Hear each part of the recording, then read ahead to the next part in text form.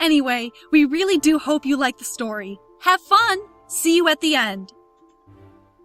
When anam habast at demon habnas. What do you want? Demon woman? Demon something? I wish to set a stone destiny. Is it me? Does that sound like Kay, only a demonic version?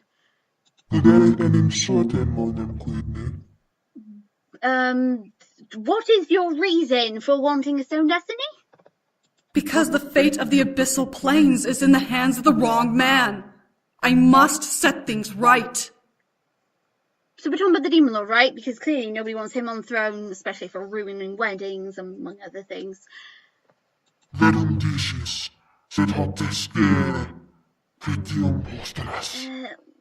What do you have to offer me? I'm only guessing here completely, trying to guess what the hell he's saying. I come bearing my life force as the price. Take as much as you desire, as long as my request is fulfilled. Whoa, hold on a moment. Possible K. I'm not really sure if it is you, K, but it is still a possibility it's you. Your life force? What if he actually wants all of your life force? I mean, a stone destiny, it probably is not just, I take some of your energy and that's the end of the story. I'm pretty sure that actually requires a bigger sacrifice. It sounds like something that would have a bigger sacrifice impact thingy.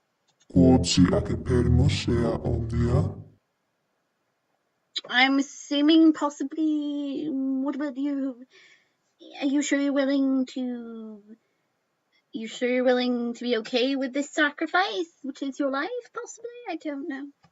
Then, that is the price, as long as you set the stone destiny. I have a question. Who is this demon that can set these stone destinies?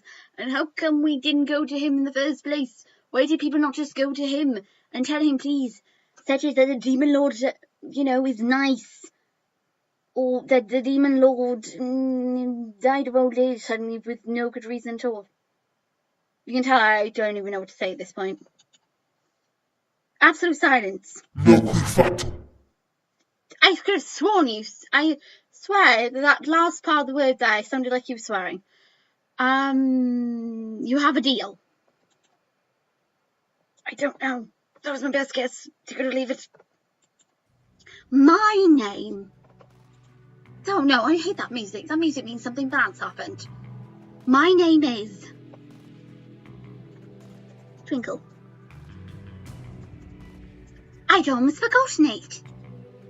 I clung to it by a single thread, knowing that if I let go, I'd be lost in a dark void, never to return. You spend a lot of time in dark voids, can I point out. Why was I worried about my name? Well, it was the only claim I had to reality, especially when I was behind bars. Technically, you were worried about your name as well, because if you remember Seduce Me 1, you nearly lost your whole entire memory. Just saying. Wait, why are we behind bars? What have you done? For some reason, I was in a cell. I didn't know why. I didn't know how I got in here. All I knew was that I was in it and that I was chained to a wall by shackles on my ankles.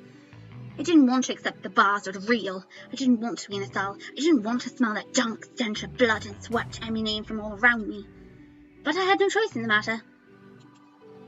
No matter how many times I examined my surroundings, they remained the same. I was in a cell, in a dimly lit stone dungeon, the walls were unfriendly, and the shackles around my ankles proved no comfort. The rags I was supposed to wear barely fit, and I felt filthy. You would have caught a cold by now as well. Why was I here? I didn't have the answers. All I knew was that I was trapped. I could hear quiet sobbing and muffled screams from further down the passageways I was in. They reverberated from down the hall, and I knew that they must have come from the fellow prisoners or the condemned. I, however, only had one neighbour. In the cell beside me sat a figure wrapped in a dark purple cloak. The top of the figure's head was shrouded by both the shadows in their cell and the hood that covered their face. They never spoke. They never moved. Were they dead? I watched them closely for some time, but I never saw their body inhale, exhale, or show any other signs of life.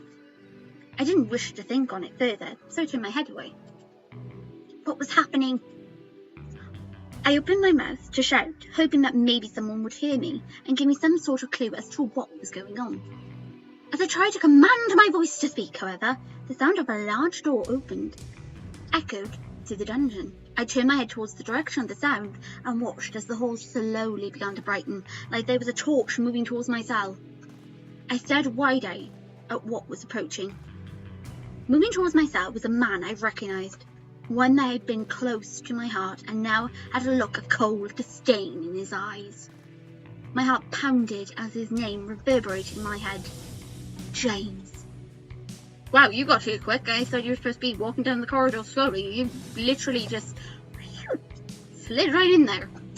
He was still in his human form, but his voice vibrated with demon echoes and waves, sending shivers down my spine. His tone was cold and unfeeling, as if I was not someone he loved, but someone he despised with every ounce of his being. You still live. I'm surprised.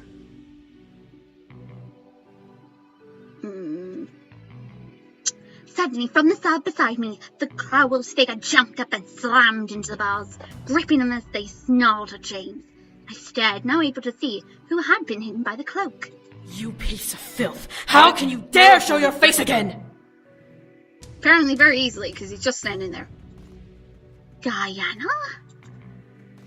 James seemed unfazed as he stepped towards Diana's cage and leaned in almost nose to nose with her. And you live too. How resilient you both are. We're not so weak as to break under your chains, traitor. After all, unlike you, I carry pure Lilith blood in my veins. In that human, the one you love, is more powerful than your pathetic mind can fathom. Yeah, she's literally trying to remind him, the one you love. And hang on, whoa.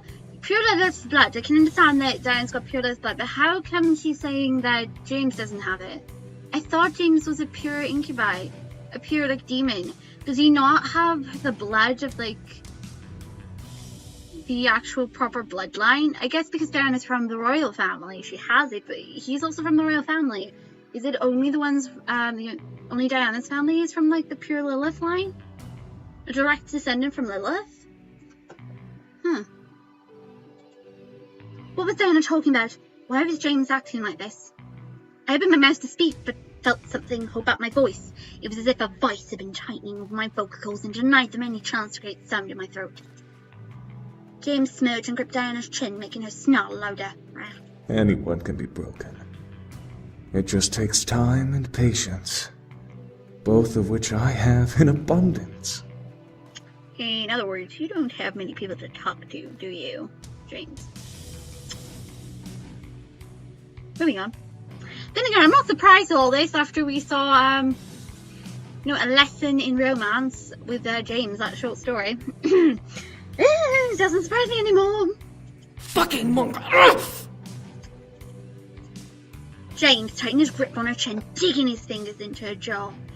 Diana could only wince and glare at the one holding her. Also, where's Cedro? Cedro wouldn't let Diana get in there. Cedro would be in here like a blink. And then he'd go and try to kill James for touching his Diana. I felt fear run through my body as his lips curved even more into a devilish smirk. How could he look so evil? Be patient, woman. You'll have your turn soon enough. Woman seems like something the Demon Lord says. When he's talking to the wives and everything, he always refers to them as women. Woman. Not by name, woman. Just because you don't have a name. As James turned his gaze to me, I felt my body suddenly heat up. His eyes were glowing almost sickly, golden yellow, as he stared into my soul, igniting my core with heat and desire. Really? I felt dizzy and weak, my mouth falling open to allow a silent sigh escape from my lips. What was happening? No. Get out of the cage. You're not welcome in here. Go. Oh, no. James released Diana and walked to the door of my cell, quickly manipulating the lock to open it. As the door opened, I felt myself crawl backwards towards the back of the cell, suddenly afraid of the demon who was approaching. Good point, because you can't do much. At the same time, I felt uncanny and unnatural elevation for the man approaching me with a smirk that tore at my heart. Well, time to dine. Of course. You only want to feast. Of course, that makes sense. He's hungry. Don't you fucking touch her! You tell him, Diana! Before I knew it, Diana pressed her body against the bars that divided our cells and grabbed James's shoulder, digging her nails into it. You little... Oh, I'm sure that didn't hurt too much. In retaliation, James swung his arm towards Diana and formed a familiar pistol in his hands. Within moments, he aimed and fired. I could only watch as Diana jumped back and held her chest, blood oozing from between her fingers onto the ground. She stared at James in both pain and surprise, before crumbling to the floor and exhaling the last breath she would ever take. Cedra would kill you! My mind was caught in a frenzy of motion. While I felt shocked, terrified, and mortified at what was happening, my mind continued to dance in the desire waves that ran through my body. Why can't I control myself? It's an incubi. James, an incubi. And let that sink in, dear. You'll eventually get it. The pistol in James's hand disappeared as he let out a sneer of irritation. Damn it! Your own fault. Looks like you'll have... Jameson looked at me, towering over me as I both cowered in fear and melted against the back wall of my cell. Looks like you'll have to give me twice the amount of energy from now on. She's human. You'd kill her. As James began to step towards me, I felt hot tears run down my cheeks while I panted like a dog in heat. I wanted to scream. I wanted to tell him not to hurt me. My voice began to press against the vice holding it, wanting to explode out. James started consuming me and I let out a scream. Then I woke up. I shot up in bed, panting wildly as my heart pounded hard against my ribcage. I gripped my hand over my chest, feeling my pulse beating underneath the skin in a frantic rhythm in time with my hastened breath. I heard the faint echo of my scream bounce through the room as I felt reality sink in. It was a dream. I was awake now. Everything was okay. Everything was... Love? My heart froze and I felt my body tense up at the sound of James's voice beside me. My heated shrieks reminded me of the tears I had shed in the dream and who had caused them. I shot my head to the side to see James, the man whom I loved, but also the man who terrified me, looking at me with a face painted with concern and worry. Love, are you okay? Get away from me!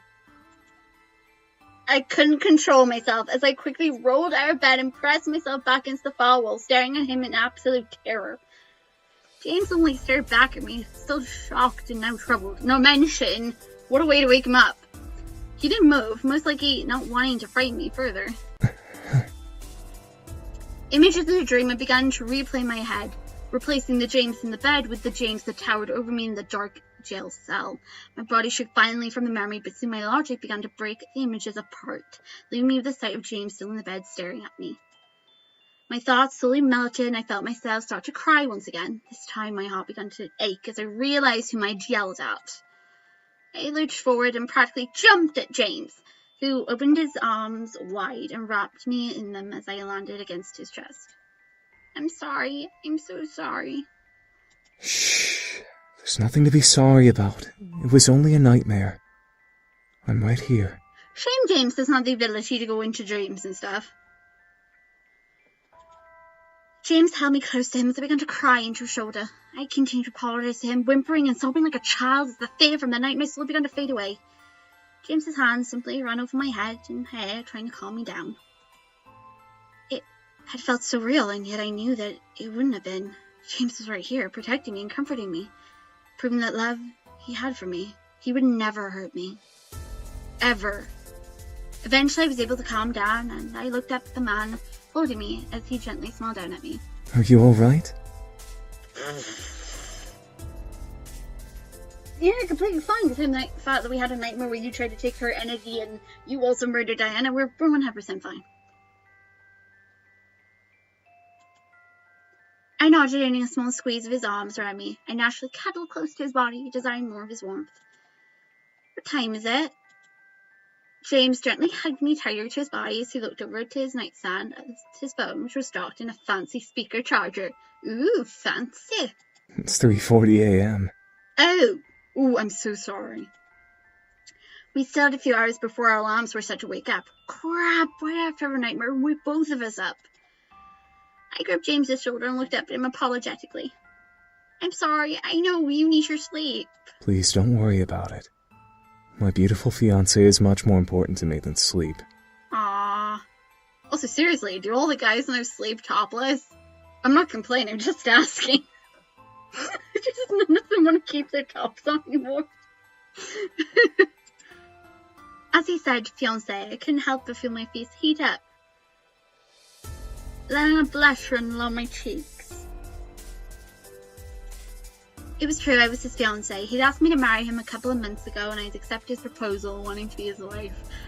Even after we found out about what he really, really likes. Again, watch A Lesson in Romance, James's episode. Oh, gosh.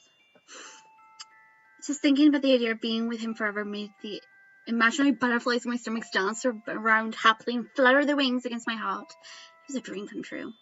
His love and warmth assured me that my nightmares was just that. He was my wonderful husband-to-be, and I was going to be his wife. My body couldn't help but shiver in happiness. James caught the shiver and gently ran his hand up and down my chest. Oh. Are you feeling cold? No, you just make me happy, that's all. As I leaned up and kissed James's cheek, he smiled and kissed mine in return.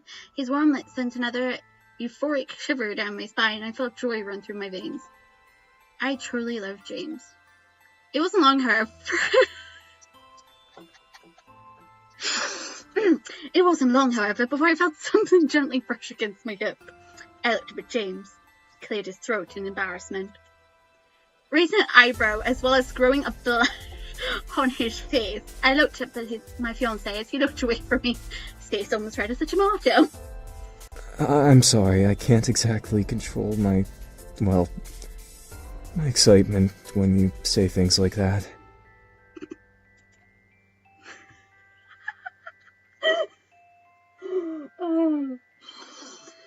Alright then, where's the, I'm sorry, I can't exactly... Guys, hold on now. I'm trying to, there we go.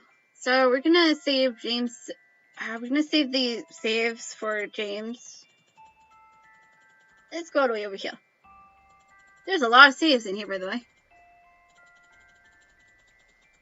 Let's have a look. Okay, so... I'm probably gonna get really confused easily. Okay, so these ones right here are Eric's. This bit here is going to be James's saves. So Eric's the first one, then we got Eric. Eric is saves 1 to 4. James is 5 to 8, and then we're gonna have a save for each individual boy that way, and then I'll know which ones are which, hopefully. Anyway, that's all for the start of this episode. Next time we come back, we'll be getting up close and personal with James. Bye guys, see you next time.